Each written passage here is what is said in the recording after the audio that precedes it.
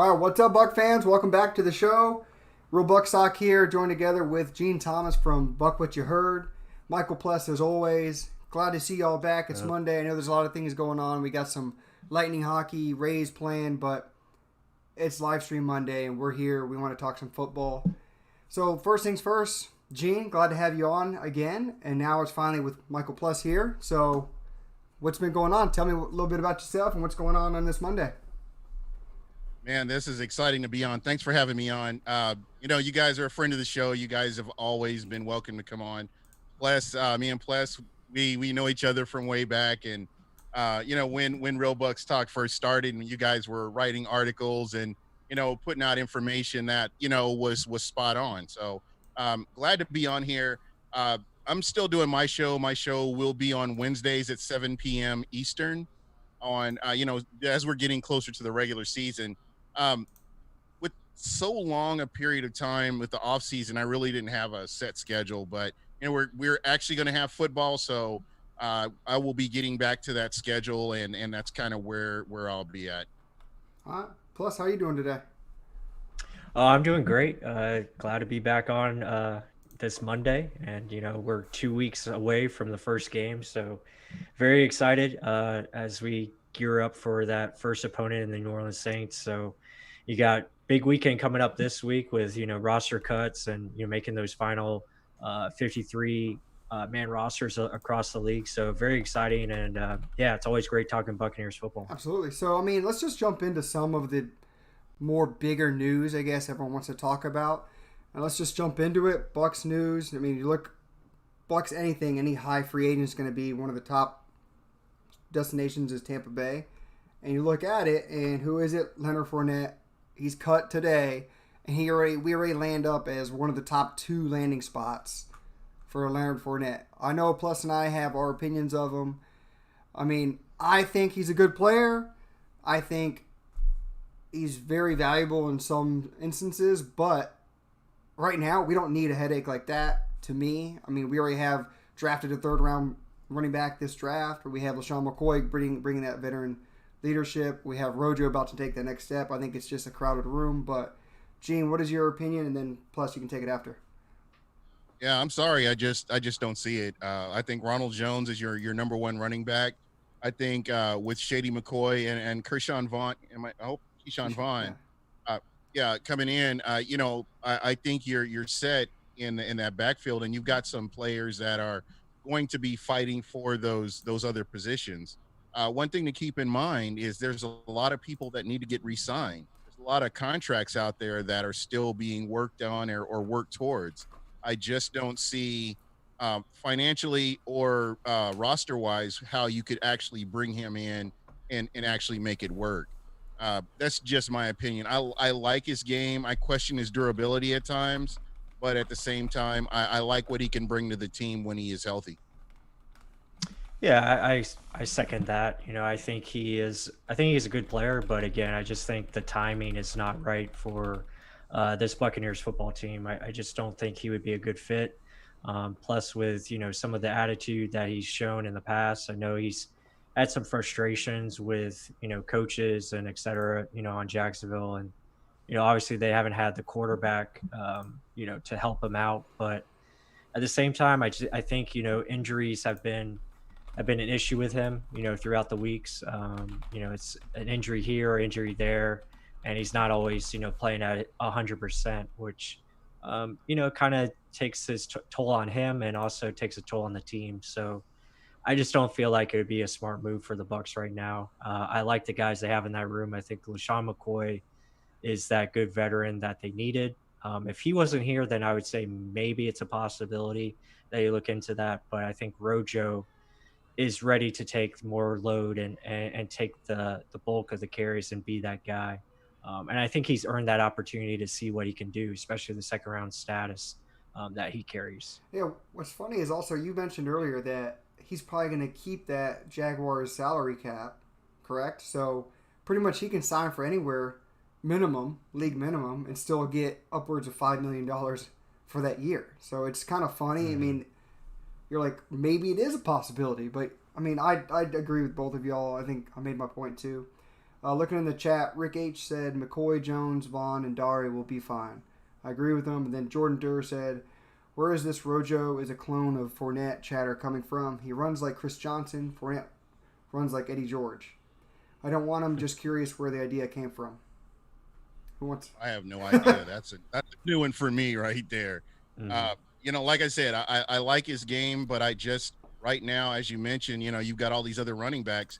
You've got cohesion. You've got chemistry. New quarterback that's come in and everybody's kind of working together. I think it would be kind of disruptive to bring somebody else in at this point to actually work with him. Plus. Yeah, same here. Yeah, agreed. I mean, I think you got good things going right now with the offense. And again, you're only 2 weeks away from, the first game. I don't think you want to mess up the chemistry like Gene said. So, I would just keep it status quo right now and continue to roll on. I mean, there's some credit to Rojo somewhere like Fournette because Rojo looks big. I don't know if you've seen him compared to the rest of the running backs. Rojo's legs are massive. I saw a picture like during the Casey Phillips and Mike Smith, or I always do that, Scott Smith report, and Rojo's just way, way bigger. The dude has thighs and calves that dwarf everyone else. And Raymond Calais looks like a little a shrimp compared to him. But, I mean, I think he's going to run a lot more aggressive. It's not just a make you miss type of guy.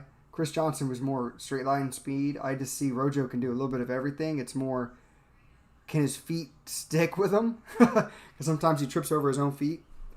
But, this is the big thing for me is that Ronald Jones has worked very hard. I mean, you look at what he did his rookie season, and then he had that do-over. He had a chance to have a do-over. He actually came in. He worked hard in the offseason. You saw the video of him working out. You could tell a difference when he was ready to play that, the next season. And now what you're seeing, what he's doing now, he's just continuously getting better. The one thing you haven't heard about Ronald Jones is him not being able to pick up blocks. And that's a good thing to me that he's been working on that as well, I guess, because he's doing a lot better based on the reports that I've heard. Yeah, and then real quick, Jordan Durr said, he looks big, but do you want him on the goal line, Mark? I was going to quickly say, yeah, I actually kind of do. Because he's a violent runner. He's violent. And in our film study, a lot of his touchdowns were right at the goal line. I believe the Rams, the Falcons, there was one other one, but literally it's him banging off of people, and then once he's leaning forward, he spins off of them and falls into the end zone. And Seattle, I think, is the other one. So, I mean, he does do it a lot, and I am comfortable with him doing that. Plus, what's your take? And the Lightning scored, so good. 1-0 Lightning. There you go. But no, I mean, Rojo is very good in the red zone. I think, people often confuse, when they look at goal line running backs, they think they have to be big bruisers, the Mike Allstott types. But no, not necessarily. It has to be, quick and elusive, down there because it's so fast and there's not a lot of time to think. So you have to be able to hit the holes very quickly. And usually make one guy miss to get in. So that's what Rojo does very well. So I have no problem him, taking those carries down there inside the 5. Yeah. And what did he have, like 36% of the snaps last year? Is that correct? Or somewhere around there? Yeah, it wasn't a very high number. I mean, when you look at him and his carries versus Peyton Barber, I mean, they were like neck and neck. It was pretty much like 50-50 almost. So now you're going to see a double increase in load, hopefully for Rojo. That should be better numbers going forward. So did you guys get a chance to look at how Rojo did? There were some games where there were penalties and big plays were called back.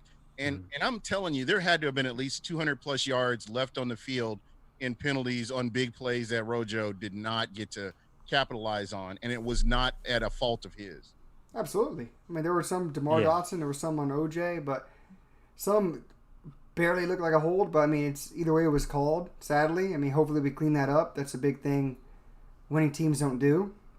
So that's just part of the game. I mean, and it doesn't go towards a negative to Rojo. It goes more to the team itself. So winning teams don't mess up like that. If there's a big run like that, it's a good run. So, if you want to get to the Super Bowl, that's what it's going to have to be. Plain and simple. But let's keep moving forward. Another big news is The drama yet again of the Buccaneers just can't find a damn kicker. The Bucs expand kicker competition with veteran visits. So you had Ryan Suckup for a visit. You had Cody Parkey, a la the Chicago Bears. Just again, Elliott Fry is already here. Matt Gay's here. What do y'all think about the kicking competition? What do you think about them bringing people in? Like, what the hell's going on with this field goal kicking position?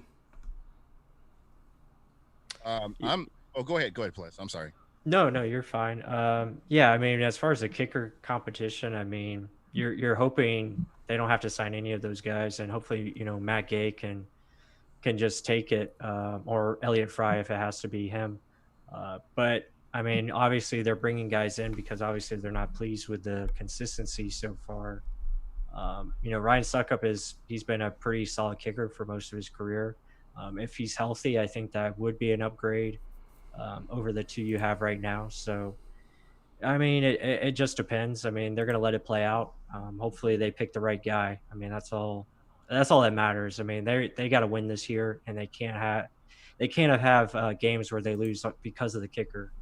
It's just been happening too often. Their special teams in general needs to be better in all phases. So they're going to do whatever they can to make sure that's solidified. Yeah. You have any issues or concerns with the kicking game, Gene? I go back and forth with it. I look at the games that Matt Gay, the games that the Bucs lost, and then I look at how the team played throughout the game, and it never should have been put in his hands or his feet to actually win the game. There were games where there were interceptions that shouldn't have occurred, and you're playing on the short end of the field. I realize I'm not making excuses, that the kicker has one job: go out there and kick the ball. But at the same time, if you can keep that out of his hands and have your offense scoring like they're supposed to, that's a big deal. But as Bruce Arians said, they can't be missing extra points. That's crazy. I mean, that's part of your job. You have to make those. I think he said in his press conference, like the easy makeable ones. You just want to be consistent on those. Within 30 yards, just make it. But, I mean, I don't want to say it's a curse or anything with the Matt Bryant curse, like a lot of people want to say. It's just, I think a lot of teams have issues with kickers. I mean, look at Chicago Bears, like I just mentioned with Cody Parkey. I mean, people were missing kicks, or the Vikings when they lost a game. So we just need to hope one of these guys can win. I mean, you're bringing in a whole bunch of competition. Hopefully Matt Gay can take it. And it's not just the big kick, the big leg. You want to make it consistently, but let's not beat a dead horse. Let's go on to, I put out a pre-question questions on our Facebook group. So let's go over there and just check out what people had to say. So it says, Nick Anderson, everyone seems to predict the Bucs will stumble out of the gate and take 4 or 5 weeks to hit our stride. I don't necessarily disagree with this. My question to you guys is, do you think there's a chance we hit the ground running and bitch slap the Saints? What if we shock the world and hit our stride right away? What do y'all think? That's a winnable game. I don't care what anybody says. That is a winnable game. I think if you cut down on turnovers, the defense goes out and plays like they're supposed to, and they play discipline. Realistically, that is a winnable game. We're not, in my mind, just on paper, I'm not having to worry about turnovers. I'm not having to worry about playing on a short field at the beginning of the game. I'm not having to worry about a pick six at the beginning of the game. These are things that are not on my mind, and you have somebody who's able to control the ball right out of the gate, and I think it puts this team in a good position. So on offense, and by playing that way on offense, it helps your defense out. It keeps them fresh. And we don't even know if Alvin Kamara is going to play based on the whole contract situation he's got going on. That's another topic to talk about too. Yeah, I'm sorry, I didn't mean to jump ahead of you. Go ahead. I didn't mean to jump ahead of you, but there are so many factors right now with the New Orleans Saints that, again, this is still a winnable game for the Tampa Bay Buccaneers. When I look at all the games, as a matter of fact, through the season, they're all winnable games for the Bucs. Plus, take it. Yeah, I would agree with that. I think when you look at week one, I mean, that's probably the week that is most suspect to just anything can happen, certain teams have, every team in the NFL week one has a chance is what I'm saying. And As far as getting off to a fast start, I think this team is definitely in a good position to do so. Because they got a lot of things going for them right now. Right now, they're fairly healthy. Not a lot of injuries right now, which is good. Um, but at the same time, you got a great quarterback in your pocket right there in Tom Brady, and you have an offense that is capable of putting up a lot of points. Defensively, you have pretty much everyone back. You don't have any new starters, to say the least. So really, you got a lot of key guys coming back in position where they know the schemes, they know what they're doing. So yeah, they have a really good chance to start fast, but so do the Saints. The Saints are also a very cohesive team. They have a lot of pieces in place as well. It's in their stadium. There's going to be crowd noise piped in, so it's going to be loud. But I feel confident that the Bucks can start fast, and I think there might be a little rust to start off for both sides just because of COVID-19. But I think the Bucks do. They have. I mean, it's pretty much a push. I think on both sides. I think they have a good opportunity to go in there and win the game for sure. Yeah, so there's a lot of good comments here in the chat. Bud Cannibalist said Patriot. Oh, that was about the Patriots kicker thing. But then Rick H said Saints are always weak the first 2 weeks of the year. Bud Cannabis then says pick six, first play of the game because of Winston. Jordan Durr then says Fitz Magic slap those same Saints game one.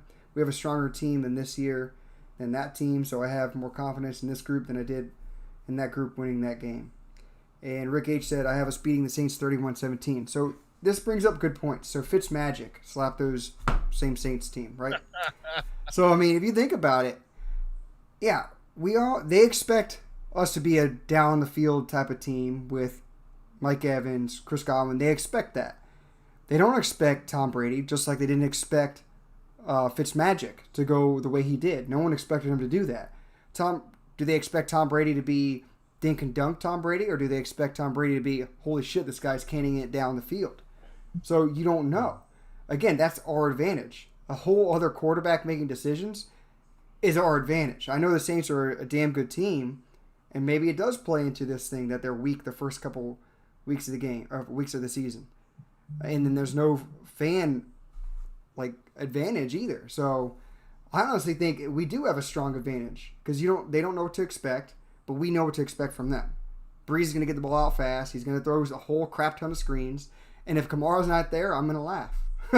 Plain and simple. If he's not there, that takes away a whole huge aspect of their game. A huge playmaker. But, I mean, please just sit out the first few weeks. I know a lot of people are like, oh, if you're going to beat the best, beat the best. But, hell. My thing is, when you look at the run defense, if that run defense from last year shows up this year, they're gonna have problems. They are gonna have problems, and that's the one thing that I'm really excited about. Is another thing is having Devin White 100% healthy going into this season, where we didn't see him at the beginning of the season last year. I think that there are players that are healthy now that were not healthy last year, and I think that's going to be a contributing factor to why the Bucs can beat the New Orleans Saints in this first game of the season. Yeah, and I'll add to this. I mean, if we want to get into X's and O's, I mean, you look at the Saints; they run a lot of man defense, and it's going to be interesting to see if they do that against the Tom Brady and make him challenge him to go down the field, because, or do they play the way they did against Jameis, where they ran a lot of zone coverages to keep everything in front of them and make Jameis take the checkdowns. Because if they do that, then Tom can beat him, doing the dink and dunk and stuff. And then if he does that and he's successful, do they come up into the box, and then that way, later in the game you beat him down the field. So that's going to be interesting to see. But I agree with both of you. I think we do have an advantage because they haven't seen Tom Brady with this offense, and they're used to seeing a quarterback that likes to force the ball and likes to force decisions, and now they're facing the ultimate decision maker. And I think that's going to make a big difference in week one.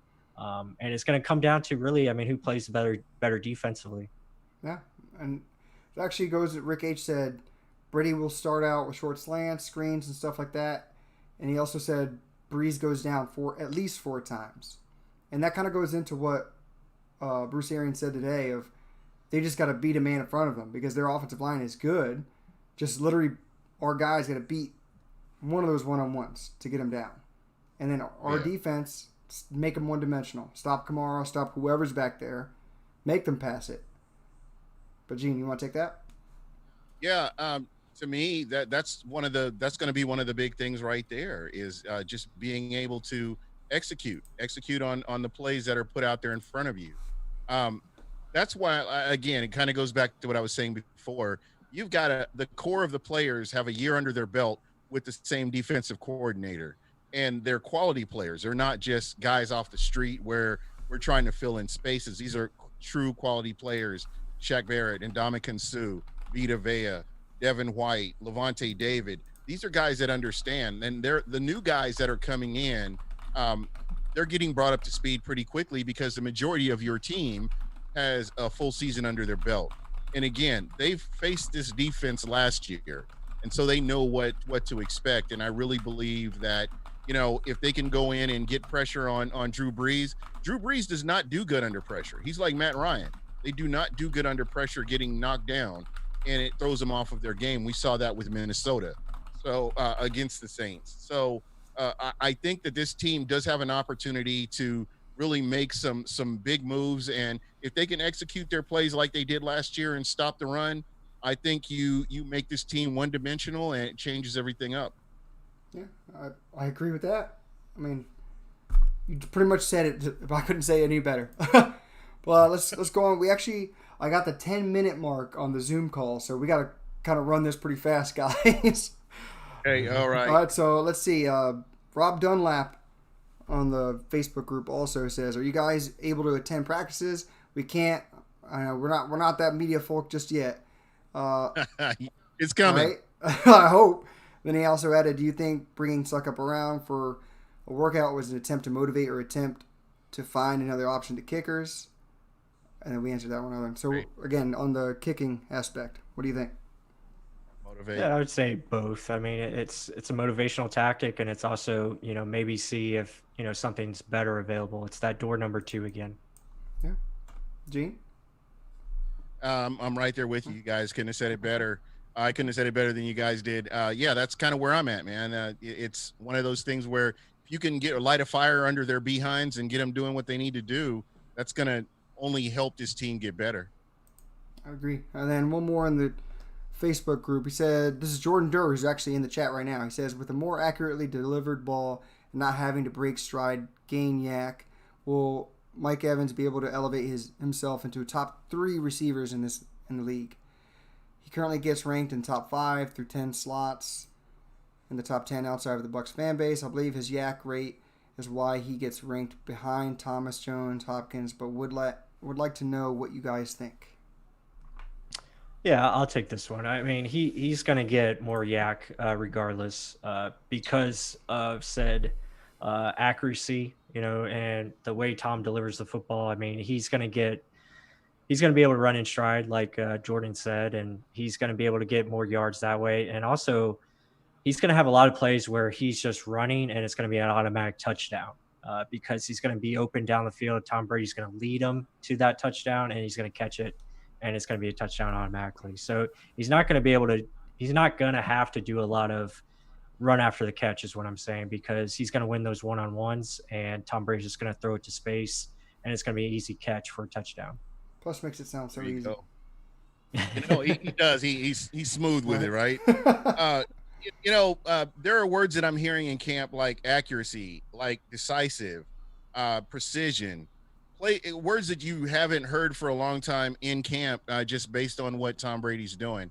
I know that people are sick of hearing about Tom Brady, but what this guy has brought to this team, he's changed their attitudes, and I'm hoping that translates onto the field. That's what I'll be looking for, but just where they are right now, I'm really excited about it. You're putting Mike Evans in a position to succeed.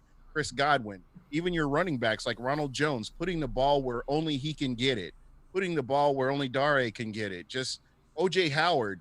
There was a couple of plays that I saw from O.J. Howard where he got the ball right on his hands and he can do what he does. So I think a lot of these things factor into that. This new quarterback could really make a huge difference. Absolutely. I mean, it's of the fact that he's saying just run your route, get to the spot I'm telling you to get to, and the ball will be there. And he's telling him where to expect it. It's not like, oh, holy crap, it's going to be behind me or it's going to be way over my head. I'm going to have to make a jump for it. I'm just telling you, if you get to the spot, it's going to be there. And that's supreme confidence in himself and just letting the job be easier for the wide receiver, tight end, running back, whoever it is. Let's keep going. So actually there's a question Plus and I were talking about. I want to hear your input on this, and we'll talk about it more live here. I wanted to know, there was a debate on Twitter about it, about inside the 20 and people's debate on analytics of it. We kick too many field goals. We shouldn't have to be relying on this field goal kicking. Oh, holy crap, we kicked too many of them. So Plus is more analytical. I'm more of there's a time and a place kind of thing. What is your take on this? Yeah. Like I say inside the 10, yes. I mean, if you're inside the 10, our defense pin him back that much, I think you should go for it on all downs, right? Outside of the 10, maybe 20-yard line, I'm fairly on the way of kicking it, but what's your take on that? I would be inside the 10. I would go for it, probably because I play Madden, but don't hold that against me. No, realistically, I mean, if your defense is solid, I mean, you've got a team pinned back. It's just like a punt. I mean, you're punting the ball and somebody's fielding the ball inside the 10. It's the same thing, I would think. I mean, if that's how you look at it. But I know certain people are looking at, well, you're leaving points on the board, on the field by not doing that. But again, if you have a good play caller, I mean, you've got a good quarterback, I think, there's opportunities. And you know what? It could be situational. It might depend on what the score is. If it's a close game, you go ahead and take the points. I mean, if it's a game that's early on, yeah, go for it and see what you come up with. Go ahead, Plus. I know you want to talk a lot about this. Yeah, I mean, my whole thing is like it's all about points. It's getting 3 points or losing a possibility of 4 points. So that's my whole thing. Like if you're inside the 20 and it's you feel confident about your offense and the percentages play more to throwing the football and getting a first down, it tends to lean that way, and it's a smarter decision to go for it. And maybe you draw a flag, maybe you get a first down, maybe all sorts of things can happen where it ends up in your favor, and you have an opportunity to get more points instead of just settling for 3, and you really take it to the other team and you go up a differential of 4 and you're +4 in that category. I think it's a better situation. But again, like Gene said, you could play it situationally where depending on the score, depending on the time of the game. I understand why coaches go for the 3, but if it was me looking at the numbers and looking how it's broken down and how the passing game, tends to lean towards the offense, it favors the offense more. And when you have freaks like Mike Evans and Chris Godwin and OJ Howard, and Gronk, I would go for it. I would play for it because you have a great quarterback in Tom Brady, and it leans to more success that way instead of leaning on a kicker that maybe or may not make it. I mean, yeah, and I mean, when you look at the kicking situation right now, I'm leaning more towards my offense. I'm looking at Gronk, as you mentioned. Gronk, you've got Brait, OJ Howard. I mean, and you look at the back of the end zone as your playground. To be honest, I think somebody mentioned that here in the chat. And the same discussion could be for 2-point conversions. There's a higher percentage of getting that 2 points instead of making a 35-yard field goal. All that stuff plays into factors. And that's why and that's why you see like Pittsburgh Steelers go for 2 points a lot because Mike Tomlin's a big believer of that. So, it's just something you have to look at. I think if your offense is built for it, I would go for it. I mean, that's just what I would do. I mean, I think with all the weapons that you have under contract right now, you need to utilize them. I mean, that's the only way I can really say it is you need to utilize these guys. If you're not using OJ Howard, you need to be using Cameron Brate. If you're not using Gronk, you need to use Tanner Hudson. Whoever you can get out there that's going to put you in a position to win, those are the guys that need to be out there. Yeah, I mean, so I'm going to play this to like how both of y'all are saying. I mean, you got Brady, you got a freaking Madden football team, like you created it. It's just it's too easy, pretty much. So you might as well do it. Considering, yeah, if you're that unshaky with your kicker, go with a Hall of Fame quarterback and all these damn weapons he has.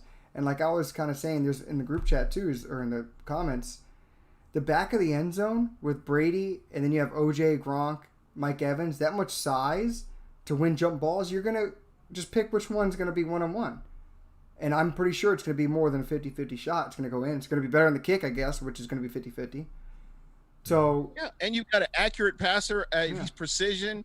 He's money. I mean, that you want to go with the bigger percentage, wouldn't you? I would think. Yeah, and then Bud Cannibalist says the same thing. He says everyone's looking at the back of the end zone because we do this so much. Just run these big guys to the back of the end zone, and then he says, boom, he dumps it off for an easy running back touchdown.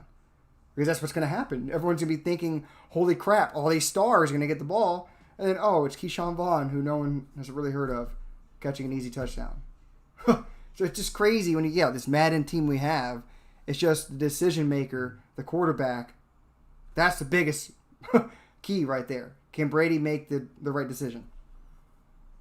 Oh, Gene, I think you muted yourself. Oh, he gone. Oh, is the meeting? Oh, maybe the meeting's ending out right now. Yep, the meeting's ending out. All right, well, other than that, guys, that's all we have for you today. That 40-minute Zoom call, damn.